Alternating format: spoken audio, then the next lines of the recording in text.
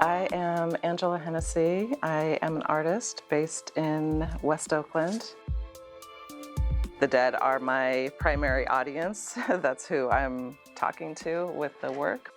My own relationship with death is really significant in this work as well. I'm a survivor of gun violence.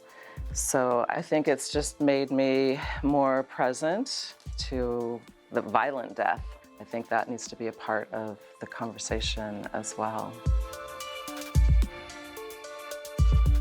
I am working on my SF Moment installation, which is a big memorial wreath installation.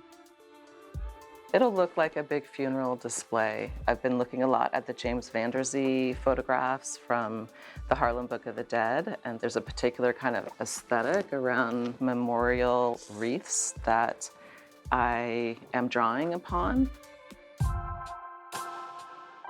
My materials are like another language. I might speak certain words. The materials are also speaking certain histories, certain lineages. Specifically this work, which is primarily synthetic hair, I'm drawing on the practices of hair as a material that is exchanged between the living and the dead.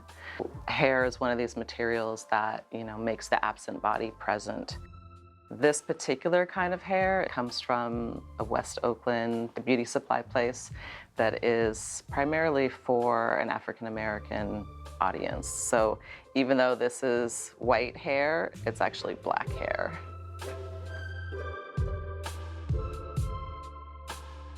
I'm working primarily in a black and white palette, although there's always like a little bit of gold in the work as well.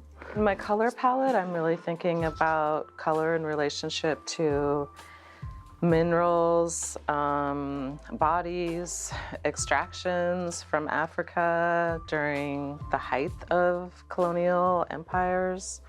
It's a color palette that just keeps me connected to particular histories and stories that for me, are really connected to grief practices and what it means to be an African-American person today, right? We haven't really fully reckoned with the horrors that were committed, and we're becoming more and more aware of how these horrors are ongoing, right? These are all set on a black chenille background, and chenille is kind of like a low-budget velvet. It has this aspect of imitation or artificial, but it's something that it's a material I'm really interested in for the ways that it absorbs light or reflects light. It has a lot of texture to it. I like using textures that have a certain kind of furriness or hairiness to them. They might look like hair, but they aren't hair.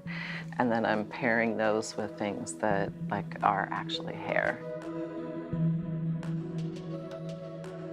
There's a lot of tension or a lot of energy that is created in how binary systems are interacting together. So bringing black things into conversation with white things, bringing materials maybe that don't necessarily go together, but they're, figuring out how to coexist in the same place.